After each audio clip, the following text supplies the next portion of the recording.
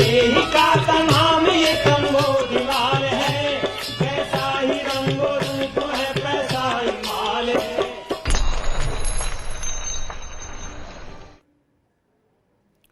नमस्कार, मैं हूं शुभम शंकरधर। आप देख रहे हैं मनी 9। समय हो गया है मनी सेंट्रल का। मेरे साथ स्टूडियो में मनी 9 के एडिटर अंशुमान तिवारी जी जुड़ गए हैं। सर, बहुत स्वागत है आपका। आज सबसे बड़ी खबर कौन सी है सर? शुभम, मनी सेंट्रल में आपका भी स्वागत है और सारे दर्शकों का स्वागत है।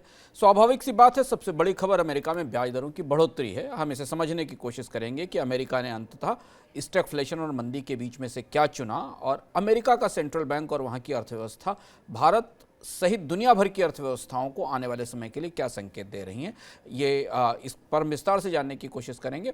और इसके साथ कच्चे तेल की कीमतों पर हमारी लगातार नज़र बनी हुई है। वहाँ से एक बड़ा अपडेट है जो भारत के को आने वाले कुछ महीनों तक और ज़्यादा चिंता में डालेगा। क्या है वो अपडेट, इस पर बात होगी। इसके अलावा कौन कौन से मुद्दे हैं आज के शो में, उसके लिए देखिए ऑन द शो। शुरुआत करेंगे ऊर्जा बाजार से। बदलने वाली है ऊर्जा बाजार की तस्वीर। क्या देश में होने लगी पेट्रोल डीजल की किल्लत? एक दिन आगे क्यों बढ़ गई WTO की बैठक? ब्याज दरों में अमेरिका ने की ऐतिहासिक बढ़ोतरी, इस पर चर्चा करेंगे। क्या असर पड़ेगा इस पर? बढ़ने वाली है GST की दरें, और भारत का चावल चीन को पसंद है। यहां नया बाजार खुला है भारत के चावल को लेकर। इस पर आप मनी 9 की स्पेशल रिपोर्ट देखेंगे। लेकिन शुरुआत कच्चे तेल से। अगले 1 साल के भीतर कच्चे तेल के बाजार की तस्वीर बदलने वाली। अंतर्राष्ट्रीय एजेंसी IEA के ताजा अनुमान इसके संकेत दे रहे हैं। कच्चे तेल की कीमतें लगातार $120 के करीब बनी हुई हैं। इसके बावजूद कच्चे तेल की मांग नए रिकॉर्ड बना सकती है, ऐसा IEA का अनुमान है। सर, क्या है IEA का पूरा अनुमान, क्या कहता है, और इससे क्रूड के बाजार की तस्वीर कैसे बदलेगी? शुभम, इस रिपोर्ट की, इंटरनेशनल एनर्जी एजेंसी के इस आकलन का इंतजार दुनिया का तेल बाजार बहुत बेसब्री से कर रहा था। आप ये कहें कि दम साध कर इस रिपोर्ट का इंतजार कर रहा था। उसकी वजह यह है कि इंटरनेशनल एनर्जी एजेंसी सहित दुनिया की तमाम एजेंसियां पिछले साल तक, जब तक रूस और यूक्रेन के बीच युद्ध शुरू नहीं हुआ था, अक्टूबर-नवंबर तक, अगले सालों में कच्चे तेल की मांग में और पेट्रोल डीजल की खपत में किसी बड़ी बढ़ोतरी का संकेत नहीं दे रही थी। उनका मानना था कि ये बढ़ोतरी प्री कोविड लेवल के आसपास रहेगी और उसके बाद धीमे धीमे क्रमशः गिरती जाएगी। पर जो जून का आकलन अंतर्राष्ट्रीय एनर्जी एजेंसी ने दिया, जो सबसे प्रतिष्ठित आंकड़ा है और जिसके आधार पर दुनिया की तेल कंपनियां, निवेशक और देश अपनी योजना बनाते हैं, उनका यह मानना है कि 2022 से 2023 में 2022 में डिमांड करीब 1.8 मिलियन बैरल पर डे है। ये बढ़कर 2.2 मिलियन बैरल पर डे हो जाएगी, यानी 22 लाख बैरल की डिमांड हो जाएगी। ये एक बड़ा आंकड़ा था। इस आंकड़े ने पूरा का पूरा तेल बाजार का गणित बदल दिया। ओपेक देश उत्साह से आगे बढ़ गए। ओपेक देश लगातार एक कह रहे थे कि अंतर्राष्ट्रीय एजेंसियां तेल की मांग को लेकर कंजर्वेटिव हो रही हैं, अंतर्राष्ट्रीय बाजार में कच्चे तेल की मांग और पेट्रोल डीजल की मांग बढ़ेगी। उस फैसले पर मोहर लग गई और इसके साथ पूरी दुनिया में तेल को लेकर, तेल की खोज को लेकर, तेल के निवेश को लेकर एक नई तरीके की चर्चा शुरू हो गई है। इस आंकड़े के बाद इंटरनेशनल एनर्जी एजेंसी ने का कहना है कि अगले साल ग्लोबल सप्लाईज डिमांड से कम रहेंगी, यानी ग्लोबल सप्लाईज डिमांड को कैचअप नहीं कर पाएंगी अगर पेट्रोल डीजल कच्चे तेल के उत्पादन में बड़ा निवेश नहीं हुआ या बढ़ोतरी नहीं हुई। इसका सीधा इशारा ये है कि आप लंबे समय के लिए 110, 111 डॉलर, 120 डॉलर के क्रूड ऑयल की कीमतों के लिए तैयार हो जाइए। एक और महत्वपूर्ण बात इसमें हम जोड़ दें, फिर हम अगले सवाल पर आते हैं कि इंटरनेशनल एनर्जी एजेंसी ने यह भी कहा कि रिफाइनिंग कैपेसिटीज़ भी सीमित हो रही हैं, क्योंकि रूस का तेल और रूस की रिफाइनिंग कैपेसिटी सिस्टम से बाहर जा रही है। IEA का कहना है कि कोविड के दौरान करीब 3 मिलियन बैरल पर डे की रिफाइनिंग कैपेसिटी थी, जो अब घट रही है क्योंकि बहुत सारी रिफाइनरीज का तेल उपलब्ध नहीं है। ये भी एक और संकेत है कि सिर्फ कच्चे तेल की मांग ही नहीं, तैयार उत्पादों की मांग में भी बढ़ोतरी होगी और आपूर्ति में कमी रहेगी। सर, लेकिन जब डिमांड बढ़ेगी तो आपको लगता है कि नया निवेश आएगा, रिफाइनरी की नई कैपेसिटी खड़ी होंगी? क्योंकि तेल के निवेश तो अब खत्म हो रहे थे, धीरे धीरे कम हो रहे थे। अब से 1 साल पहले के अनुमान जो देखें, अब आपको लगता है ये तस्वीर भी बदलेगी? हाँ, ये बड़ी चर्चा थी शुभम 2018-19 के दौरान, बल्कि 2020 तक इस बात की चर्चा थी। मुझे यूनाइटेड नेशंस के सेक्रेटरी जनरल का बयान भी याद आता है, जो उन्होंने कहा था कि अब दुनिया को फॉसिल फ्यूल में इन्वेस्टमेंट नहीं करना चाहिए, डिल्यूजनल है, यहाँ पर इन्वेस्टमेंट करने से कोई फ़ायदा नहीं है। चर्चाएँ ये थी कि आप ग्रीन एनर्जी में इन्वेस्ट करिए, लिथियम में इन्वेस्ट करिए, हाइड्रोजन में इन्वेस्ट करिए। लेकिन अब जब इंटरनेशनल एनर्जी एजेंसी ने अगले साल के लिए अनुमान दे दिया और इसके बाद अगले साल के लिए भी अनुमान में बढ़ोतरी की गई है, तो एक बार पूरी पूरी दुनिया का बैंकिंग स्पेस, पूरा निवेश स्पेस, इस अपनी पूरी रणनीति ईंधनों को लेकर, ऊर्जा को लेकर बदलने वाला है। हम लोगों ने इस पर चर्चा भी इकोनॉमिकम के शायद पिछले एपिसोड में की थी कि कैसे दुनिया में पूरा एनर्जी का परिदृश्य निवेश का बदलेगा। अमेरिका की शेल कंपनियों ने अमेरिकी राष्ट्रपति जो बाइडेन की मांग के बाद भी उत्पादन में बहुत ज़्यादा बढ़ोतरी करने से इनकार कर दिया है, क्योंकि वो अपनी कैपेसिटीज़ के पीक पर बैठी हुई हैं। दुनिया में ओपेक देशों के पास बहुत सीमित उत्पादन बढ़ोतरी की क्षमता, इस पर हम कल विस्तार से चर्चा कर चुके हैं। सऊदी अरब और अमीरात के अलावा बाकी देश उत्पादन में बढ़ोतरी का लक्ष्य पूरा नहीं कर पा रहे हैं। इसलिए अब नए सिरे से तेल के खोज में और तेल की रिफाइनिंग कैपेसिटी बढ़ाने में भी निवेश शुरू होगा। यानी ये जो पहिया पेट्रोल डीजल की खपत और कच्चे तेल से बाहर निकलकर हाइड्रोजन बैटरी की तरफ जा रहा था, निवेश का पहिया थोड़े समय के लिए उल्टा घूमेगा और इन क्षेत्रों में निवेश नए सिरे से शुरू होगा। भारत में कुछ और भी घट रहा है इस तेज होती कीमत के चलते। क्रूड ऑयल महंगा होने से देश के पेट्रोल पंप में ऐसा लग रहा है कि आपूर्ति का संकट बड़ा हो रहा है। ऐसा इसलिए हो रहा है शायद क्योंकि पेट्रोल डीजल के दाम कच्चा तेल महंगे होने के बाद भी नहीं बढ़ाए गए और इससे तेल कंपनियों का घाटा लगातार बढ़ रहा है। घाटे से बचने के लिए तेल कंपनियों ने शायद पेट्रोल डीजल की सप्लाई सीमित कर दी। रिपोर्ट्स की माने तो कुछ राज्यों से पेट्रोल डीजल की किल्लत की खबरें आ रही हैं। इन राज्यों में राजस्थान, मध्य प्रदेश, कर्नाटक, गुजरात और उत्तराखंड शामिल हैं। एक अनुमान के मुताबिक तेल कंपनियों को प्रति लीटर पेट्रोल पर लगभग अभी 14 से 18 रुपये और डीजल पर 20 से 25 रुपये का नुकसान हो रहा है। सर, क्या वाकई हम शॉर्टेज जैसी स्थिति में पहुंच रहे हैं? तकनीकी तौर पर शॉर्टेज है और नहीं भी है। अगर आप तेल कंपनियों का दावा देखें तो तेल कंपनियों का कहना है कि शॉर्टेज नहीं है, पर यह कमी क्यों दिख रही है? कमी इसलिए शुभम दिख रही है कि नायरा और रिलायंस पेट्रोलियम जैसी जो प्राइवेट कंपनियां थीं जो अपना तेल बाजार में बेच रही थी, उनकी सप्लाई लगभग खत्म हो चुकी है। इस पर हम लगातार चर्चा करते रहे क्योंकि उन्हें जितना नुकसान हो रहा है बाजार में, उस परिस्थिति में उनकी आपूर्ति कम हो गई। तो तेल कंपनियों का मानना यह है कि शॉर्टेज नहीं है, बल्कि उनकी डिमांड भी सरकारी तेल कंपनियों के पास आ गई है। खासतौर से जो बल्क परचेज होता था डीजल का और फ्यूल का, वो परचेज भी अब सरकारी कंपनियों के पास आ गई। पर अंदर खाने ये बात बिल्कुल सही है कि तेल कंपनियों, सरकारी तेल कंपनियों के पास अंडर रिकवरीज बहुत ज़्यादा हैं और इसलिए वो बल्क बायर्स को और बल्क यूज़र्स को तेल की आपूर्ति करने में हिचक रही हैं। जिन 4-5 राज्यों की चर्चा है उसके बारे में अगर आप स्थानीय अखबारों की खबरें माने तो पेट्रोल पंपों को जल्दी बंद करने के आदेश की खबरें छप रही हैं। माना जा रहा है कि वहाँ रात में 9-10 बजे के बाद पेट्रोल और डीजल उपलब्ध नहीं हो रहा है। लेकिन मुख्य रूप से बाजार में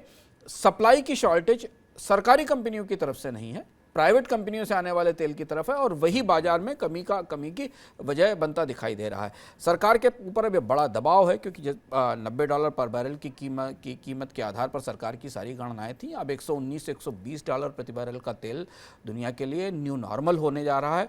हमने आज देखा शुभम की ATF के प्राइसेस में फिर बढ़ोतरी की गई, रिकॉर्ड हाई पर पहुंच गए, जो कि एविएशन टरबाइन फ्यूल है जो विमानों में इस्तेमाल होता है। तो या तो सरकार को तेल कंपनियों के नुकसान की भरपाई करनी होगी किसी भी तरह से, या फिर पेट्रोल डीजल की कीमतों में बढ़ोतरी का एक दौर और हमारे सामने आ सकता है। बिल्कुल। और ये किल्लत शायद तभी संभलेगी जब पेट्रोल डीजल की कीमतें शायद दोबारा कंपनियां बढ़ाने लगेंगी और उसके बाद उनके घाटे पटने लगेंगे। WTO की बैठक एक दिन आगे बढ़ गई। पहले इसे बुधवार को खत्म होना था, लेकिन किसी मुद्दे पर सहमति ही नहीं बन पाई, जिस वजह से बैठक का समय बढ़ा दिया गया।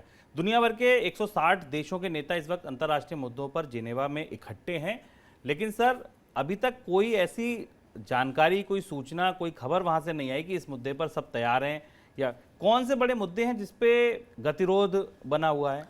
भारत का रुख WTO के बैठक में काफ़ी महत्वपूर्ण होता रहा है और इससे पहली बैठक के लिए जो चर्चा अभी तक की आज की है और जिस तरह से WTO की बैठक को बुधवार को ख़त्म होना था लेकिन उसे एक दिन के लिए बढ़ाया गया है, इसे यह माना जा रहा है कि WTO अपनी साख को बचाने की एक और बड़ी कोशिश कर रहा है। हमें याद होगा शुभम की ब्यूनस आयर्स में जो पिछली WTO की मिनिस्ट्रियल हुई थी 2017 में, उसमें कोई नतीजा नहीं निकला था और पिछली WTO मिनिस्ट्रियल्स का परफॉर्मेंस या आउटपुट या किसी सहमति पर पहुँचने की कोशिशें लगातार विफल हो रही हैं। नहीं, WTO जो सहमति का और अंतर्राष्ट्रीय स्तर पर एक मल्टीलेटरल एग्रीमेंट बनाने का मंच था, वो धीरे धीरे बिखर रहा है और यही इसलिए कोशिश की गई कि WTO की बैठक में कम से कम कुछ तो दिखाने के लिए एक तो समझौता या एक तो सहमति बनती दिखाई दी।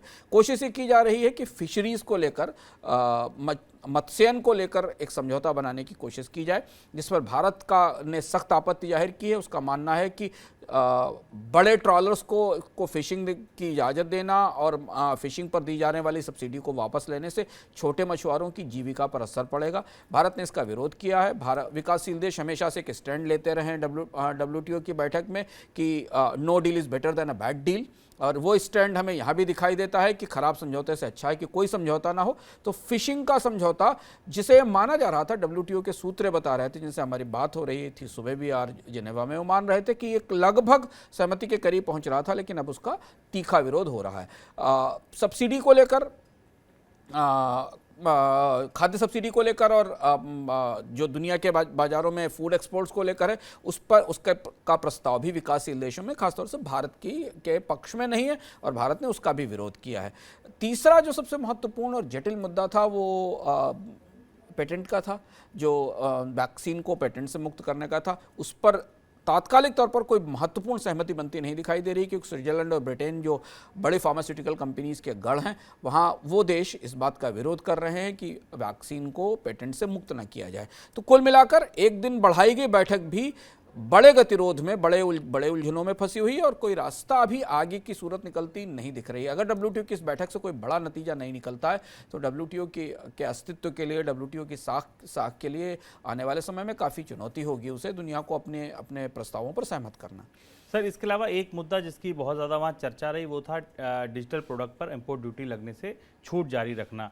भारत ने इसका विरोध किया है। क्या इस मुद्दे पर क्या स्टैंड है भारत का? तो भारत ने काफ़ी सख्त स्टैंड लिया WTO की बैठक में। ये एक समझौता था जो 1998 में हुआ था WTO में, और ये माना उस समझौते के तहत ये तय किया गया था कि दुनिया के देश डिजिटल प्रोडक्ट्स की इंपोर्ट पर ड्यूटीज़ नहीं लगाएंगे या नहीं बढ़ाएंगे।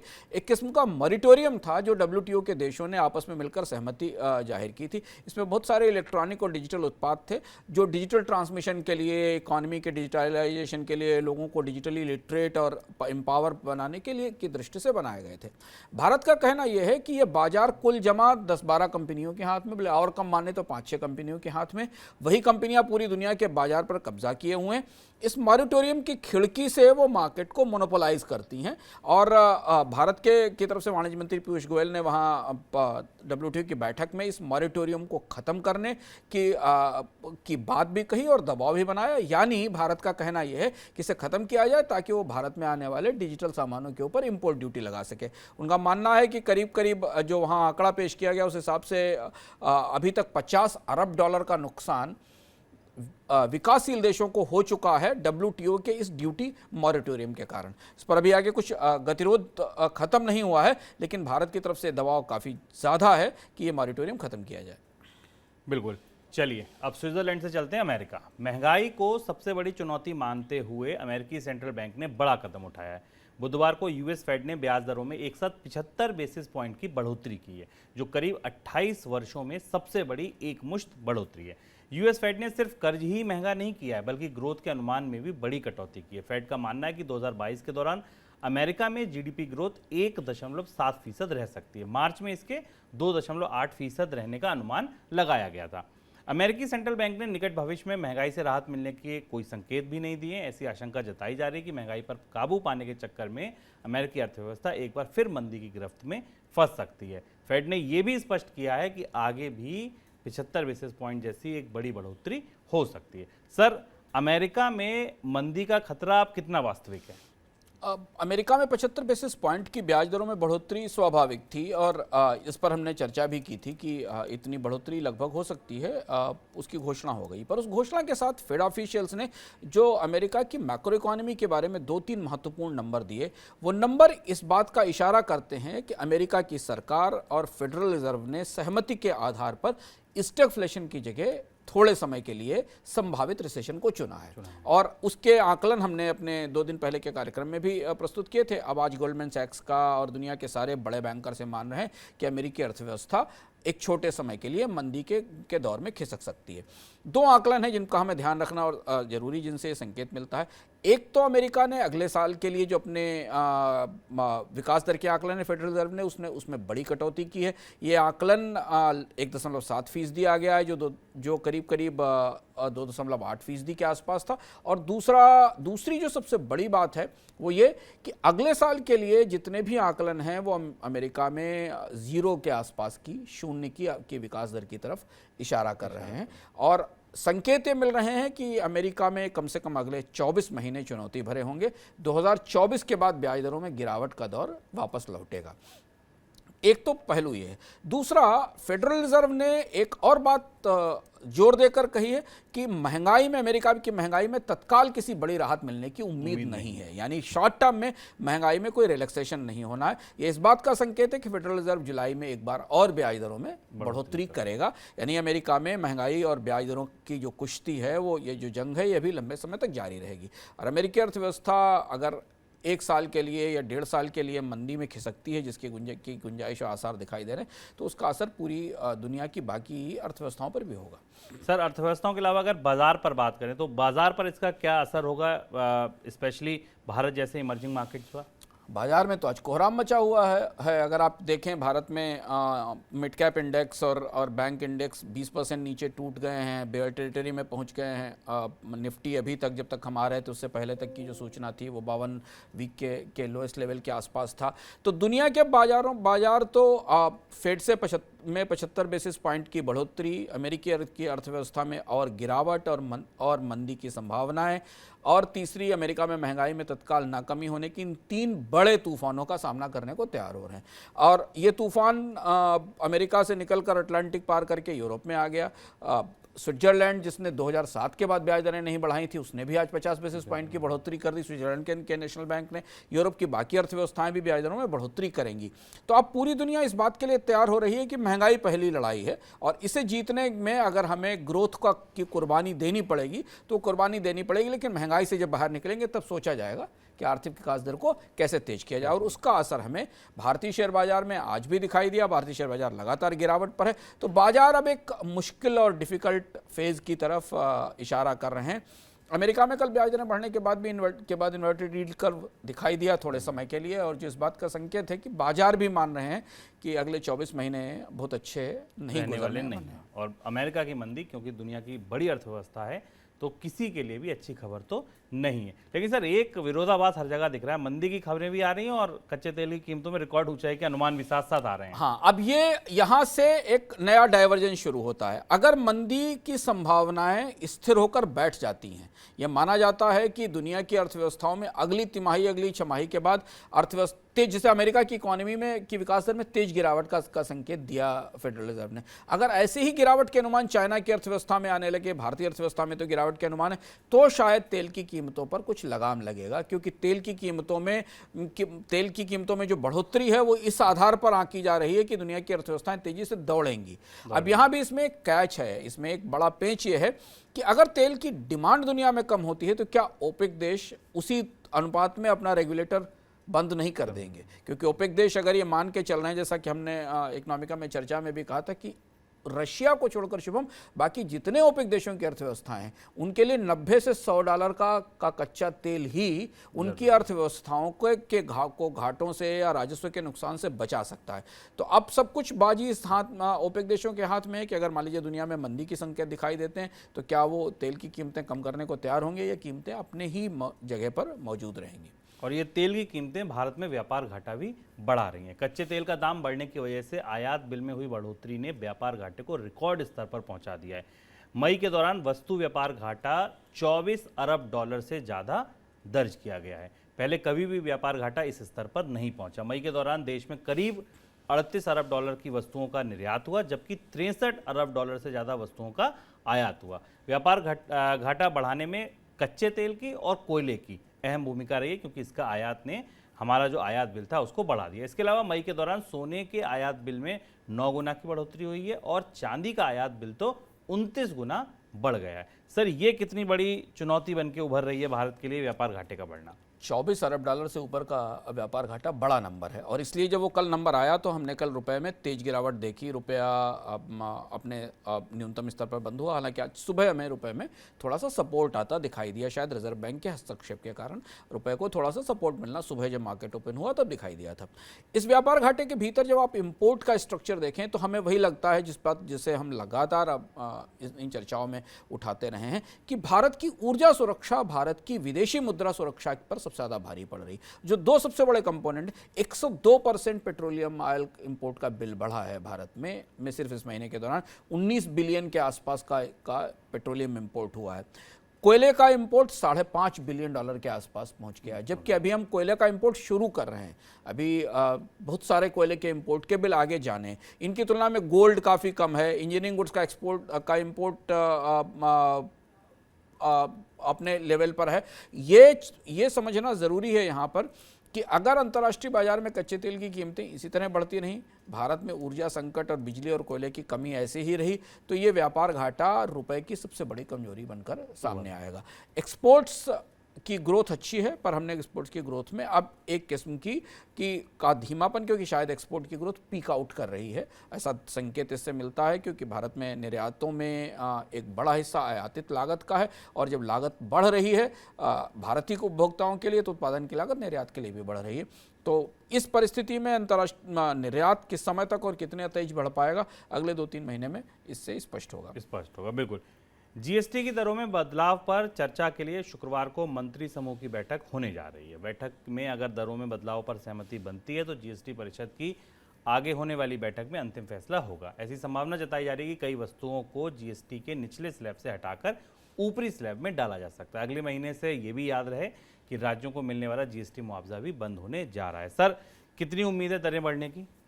निचले स्लैब से क्या डाला जाएगा? तैयारी जीओएम में जो हो रही है वो ये है कि निचला वाला स्लैब खत्म ही कर दिया जाए, 5% वाला, 7% का एक स्लैब लाया जाए। अगर आप अभी जीएसटी के मौजूदा ढांचे को देखें शुभम, तो करीब करीब 80% उत्पाद 18% के ब्रैकेट में आते हैं। कोशिश ये है कि 7% की स्लैब निचली स्लैब कर दी जाए। अभी हमें पता है कि 5, 12, 18 और 28 ये 4 मेन रेट्स हैं, और इसके अलावा 28% की एक सिन टैक्स की रेट है, जहां पर आमतौर पर ऐसे उत्पाद जिन पर ज़्यादा टैक्स लगाया जाता है उनको रखा जाता है। कोशिश यह है, तैयारी है, जीओएम के भीतर इस बात पर चर्चा शुरू होगी कि जो 5% की स्लैब है उसको 7% में लाया जाए, तो जो बहुत सारी चीज़ें जो एग्जम्प्टेड हैं या जिन पर कम टैक्स लगता है उन पर टैक्स बढ़ेगा, और उसका असर हमें उनकी कीमतों पर, महंगाई पर दिखाई देगा, और कुछ उत्पादों को खिसका कर 18 पर ले जाया जाएगा। तर्क ये दिया जा रहा है, और तर्क सही भी है, कि बहुत सारे चीज़ों पर इन्वर्टेड ड्यूटी स्ट्रक्चर है, और जीएसटी बनाते समय बात बार बार कही गई थी कि इन्वर्टेड ड्यूटी स्ट्रक्चर का समाधान निकालना चाहिए। इन्वर्टेड ड्यूटी स्ट्रक्चर का मतलब शुभ में होता है जहाँ कच्चे माल पर जो टैक्स की रेट है वो तैयार माल से फ़र्क है, यानी तैयार माल सस्ता है और कच्चा माल महंगा है। इसे बदलने के लिए इसमें बदलाव किया जा रहा है, पर इतना आसान नहीं होगा, क्योंकि जो जीओएम का स्ट्रक्चर है, उस स्ट्रक्चर में राजनीतिक रूप से सहमति बनाना थोड़ा सा मुश्किल होगा, क्योंकि जो जीओएम बनाई गई है उसमें कई सारे विपक्ष शासित राज्य हैं, और जीएसटी अब चूंकि कंपेंसेशन फेज से बाहर निकल रहा है, राज्यों के हर जाने के फेज से बाहर निकल रहा है, तो जीएसटी में अब सहमतियों पर काफ़ी खींचतान होने की गुंजाइश है। लेकिन कहीं ना कहीं आमतौर पर हमारे जैसे उपभोक्ताओं के लिए ये संकेत मिल रहे हैं कि जीएसटी की दरें कम नहीं होंगी, आने वाले समय में बढ़ेंगी, क्योंकि राज्य सरकारों और केंद्र सरकारों को अपने घाटे की भरपाई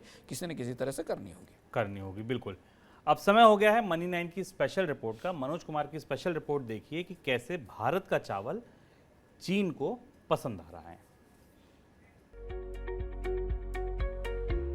भारतीय चावल के लिए चीन नया बाजार बनकर उभरा है। भारत से चीन को चावल के निर्यात में जबरदस्त उछाल आया है। मार्च में खत्म हुए वित्त वर्ष 2021-22 के दौरान देश से जितना चावल एक्सपोर्ट हुआ उसमें चीन की हिस्सेदारी लगभग 8% है, यानी भारत से चावल निर्यात का नया रिकॉर्ड बनाने में चीन का बड़ा योगदान है। वित्त वर्ष 2021-22 के दौरान देश से रिकॉर्ड 212.1 लाख टन चावल का निर्यात हुआ, जिसमें 172.62 लाख टन गैर बासमती और 39.48 लाख टन बासमती चावल है। गैर बासमती चावल में भी 38.64 लाख टन ब्रोकन राइस यानी टुकड़े हुआ चावल शामिल है और उसमें 15.76 लाख टन की खरीद अकेले चीन ने ही की है।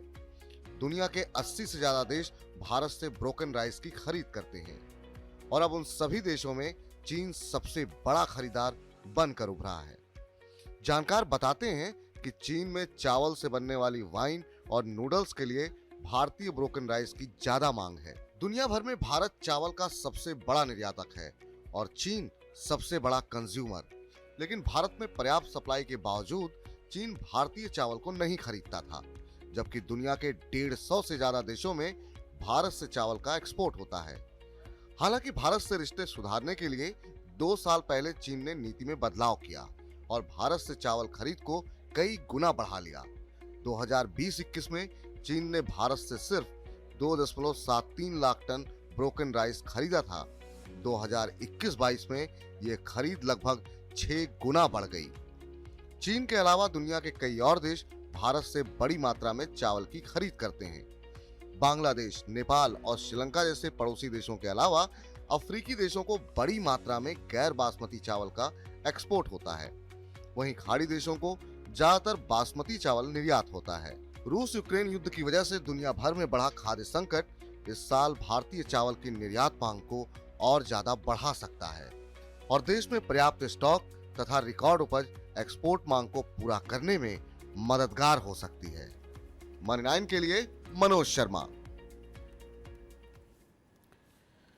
चावल के बाद बात गेहूं की। गेहूं निर्यात पर प्रतिबंध के बाद सरकार अब आटा, सूजी और मैदा के निर्यात पर अंकुश लगाने की तैयारी कर रही है। गेहूं निर्यात पर प्रतिबंध की वजह से हाल के दिनों में आटा, सूजी और मैदा के निर्यात में जोरदार उछाल दर्ज किया गया है। अगर सरकार इनके निर्यात पर अंकुश नहीं लगाती तो जिस मकसद से दरअसल गेहूं निर्यात पर प्रतिबंध लगाया गया था वह मकसद ही फेल हो सकता है। यही वजह है कि अब इन उत्पादों के निर्यात पर अंकुश लग सकता है। सरकार ने पिछले महीने ही गेहूं के निर्यात पर प्रतिबंध लगाया था। सर, सरकार अब इसको भी बड़ी चुनौती मान रही है जो ये सारे निर्यात बढ़े हैं अचानक? शुभम, गेहूं के निर्यात में और गेहूं से बने उत्पादों के निर्यात में काफ़ी चुनौतियां हैं और वो बढ़ रही हैं।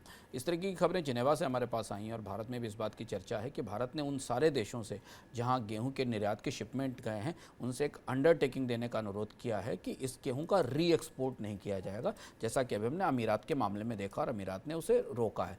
और ये शिपमेंट बांग्लादेश, श्रीलंका, सिंगापुर और अमीरात अरब के देशों के हैं। ऐसा भारत की तरफ से इसलिए कहा जा रहा है कि ये गेहूँ ह्यूमन कंजम्पशन के दिया गया है। ये स्पष्ट नहीं है सरकार की तरफ से बताया गया, पर इस बात की संभावना है कि गेहूं उन देशों से दूसरे देशों को री एक्सपोर्ट किया जाएगा और जहां उसमें और इसका इस्तेमाल ह्यूमन कंजम्पशन के अलावा बाकी चीज़ों के लिए भी हो सकता है। किसके लिए होगा ये बात स्पष्ट नहीं है, पर ऐसा माना जा रहा है कि सरकार ने गेहूं की सारी किस्में, जिसमें हार्ड, ऑर्डिनरी और सॉफ्ट व्हीट है, और इसके साथ आटे को भी इस कैटेगरी में रखा है जहां यदि किसी देश को ह्यूमन कंजम्पशन के लिए या मानवीय आधार के ऊपर गेहूं की आपूर्ति की जाती है तो उसे ये अंडरटेकिंग देनी पड़ेगी कि वो इसका इस्तेमाल अपने देश में ही करेंगे, वहां से दूसरे किसी देश में उसे री एक्सपोर्ट नहीं किया जाएगा। ये दुविधा हमें सरकार की गेहूं निर्यात को लेकर दिखाई दे रही है और इसलिए शायद भारत की तरफ से भी अंदर से भी ये कोशिश की जा रही है कि गेहूं और गेहूं से बने उत्पादों का निर्यात कम से कम हो, क्योंकि अभी भी हमारे पास WPI का आंकड़ा आया जहां गेहूं की महंगाई करीब 11% के आसपास बनी हुई दिखाई दे रही थी। बिल्कुल। तो ये था हमारा आज का मनी सेंट्रल।